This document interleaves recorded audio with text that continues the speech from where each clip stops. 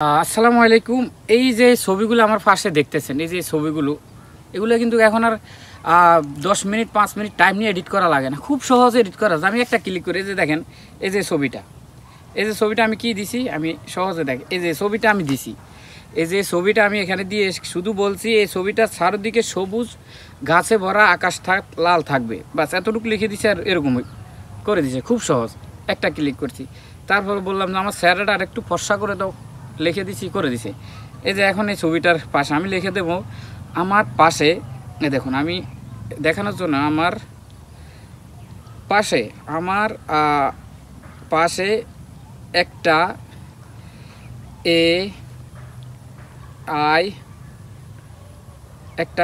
AI মেয়ে দাও। আমি একটা মেয়ে বলবো, আমার পাশে একটা এআই মেয়েকে, আমার পাশে একটা মেয়েকে দাঁড় করিয়ে দাও। দেখি এখন কি দাঁড় করে, আমি দেখিয়ে দিই। শুধুমাত্র দিছি, আমার নেটটা স্পিড আছে, হয়তো 10 সেকেন্ড টাইম লাগবে। এখানে লোডিং নিতেছে খুব সহজভাবে আমি দেখাচ্ছি। দেখুন আমি এখন স্কিপ করি না, 10 থেকে 15 সেকেন্ডের মধ্যে একটা অ্যান্সার দিয়ে দেব, হবে নাকি হবে না। আমার নেট স্পিডটা খুব ভালো, যার জন্য আমি এখানে আপনাদেরকে দেখাইতে পারতেছি। তো এখানে লেখা উঠছে, এখানে আপনার একটি ফাঁসে এই মেয়েকে দাঁড় করিয়ে দেওয়া হয়েছে, মানে 10 সেকেন্ডের মধ্যে কিন্তু দিয়ে দিছে। এখন আমাকে ছবিটা দিয়ে দিছে, দেখুন কত সুন্দরভাবে একটা এআই মেয়েকে। আমি এখন বলবো এই মেয়েটা চেঞ্জ করে দাও, এই মেয়েটাকে চেঞ্জ করে দাও। আমি শুধু বলবো এই মেয়েটাকে চেঞ্জ করে